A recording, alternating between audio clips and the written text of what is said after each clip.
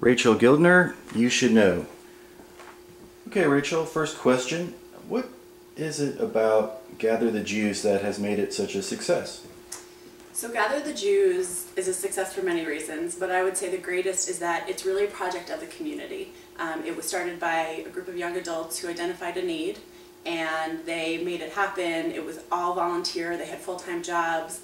They were really devoted to creating this new organization, and they really mobilized their friends. So this is very much a project of the community for the community, and I think that's really part of its major success. Great. And what have you been able to accomplish since taking over as director? First of all, I just feel really lucky to be at the reins of this incredible brand and organization. Really what we've tried to do mostly since my time at Gather is enhance what already exists. So we're working on building a new website with increased functionality and also a mobile app to better serve the community.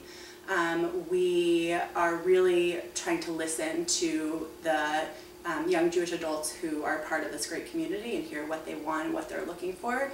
And I think one of the other things that we've really accomplished is that we're building a staff team. So I started in September. We have an incredible associate, Jackie, who started in January. And we're going to have a rabbi joining us in August. So I think kind of building Gather the Jews 2.0 is what we've laid the groundwork for so far. Great. And what achievement are you most proud of at Gather the Jews? So I think what we're most proud of right now is that this year we piloted an Open Doors Fellowship, which is a project to help engage adults in this community where they are. A lot of people go to a lot of different wonderful programs and events, and we wanted to really put together a cohort of fellows, of young adults who want to be personal liaisons and concierge to their peers and help make those personal connections in the Jewish community. So we started it in February. We have 11 incredible fellows, some of whom have been highlighted in this feature, and they're just doing amazing work reaching people and creating Jewish community all over the city. And what do you see as the biggest challenge in leading an organization like GTJ? I think for us at this point, while we're growing and it's incredible, it's a very exciting time for Gather, we also want to make sure that we maintain our grassroots feel and connection and mission. We don't want to become too big, we don't want to become top down, we really want the work that we do to come from the community and be for the community. And so both through our fellowship and also just trying to support lay leadership roles and provide resources to Jews across the city and surrounding areas, it's vital that we stay community-based and not kind of grow too fast. And tell us a little about your background as a Jewish educator. So I was one of those, maybe you could call weirdos, who I've always loved Jewish learning. I loved Hebrew school. I really always enjoyed the learning communities that I was a part of. I studied Judaism academically as an undergrad at Columbia and the Jewish Theological Seminary, but it wasn't until I went to Pardes, which is a learning institute in Jerusalem, for a summer, that the learning kind of came alive for me, and I realized it was something that I didn't want to only learn, I also wanted to be able to teach. So I started a master's at GW the following year, where I learned about human development and how adults learn. And then I just completed an experiential Jewish educator program through Yeshiva University. So to me, Jewish education can't just live on a piece of paper. It really has to speak to someone's life. And so that's what I try and do when I teach. Great. And you used to work at Hillel? I did. Okay. And what did you do for Hillel? And is there anything you learned during your time at Hillel that you have applied to GTJ? Yeah. So I was at Hillel International here in DC for 7 years, almost 8. And I learned a lot. First of all, in those 7 years, I had a lot of incredible supervisors and teachers. And so I learned a lot about management. I learned how to build a team. I learned kind of the ins and outs of launching projects and working with people across the country, and it was amazing.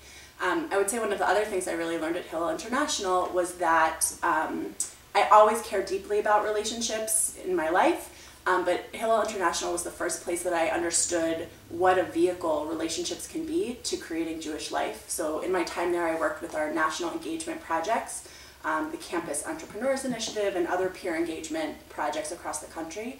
And I also worked with our senior Jewish educators. And relationships, both my relationship with the people I worked with and also them with each other and creating networks, was so important. And I've really applied that to a lot of my work with Gather. Great. And to what do you attribute the vibrancy of the Jewish community in the Washington area? I'm blown away by it. I spend a lot of my time meeting with people one-on-one for coffee, where they are, and also with organizations and people who kind of devote their full-time lives to creating this vibrant Jewish community. And I think it's twofold. One, so many of the young Jewish adults who are here, they're brilliant, they're motivated, they're passionate, and they really care about issues that affect the world. And so they apply that same energy to creating their Jewish lives. And I'm always blown away by it. And then I think the other thing is that there are so many organizations and professionals here who make it their mission to create Jewish opportunities for all different types of Jews around the city and the area. And I think the combination of those two things is amazing. And I feel really lucky every day to be able to work with both of those constituents so closely. Great. And you like a lot outdoor activities, and you like to go to the Colorado mountains. What attracts you to specifically the Colorado mountains?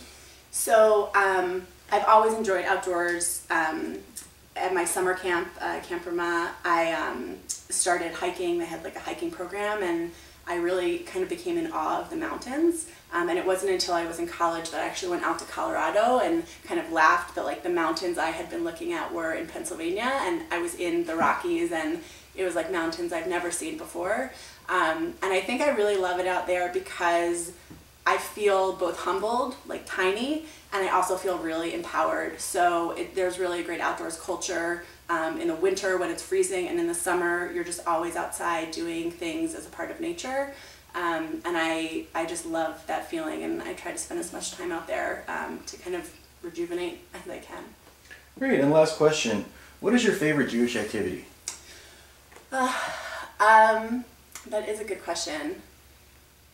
I think for me right now, I really love Shabbat, and I've celebrated Shabbat and not for lots of different ways over the course of my years. And I would say right now what I really love about Shabbat is that it's just a time to create kind of intimate space, both Shabbat that I have in my home with my family, and also when I'm going to Six and Nine, Metro Minion, all the incredible offerings that are out there. It just feels like a really kind of sacred time, and whether I'm singing songs with my kids who are 4 and 2, or like really in a spiritual place with a young adult community, I really love marking that time as special and sacred. Okay, well, thank you.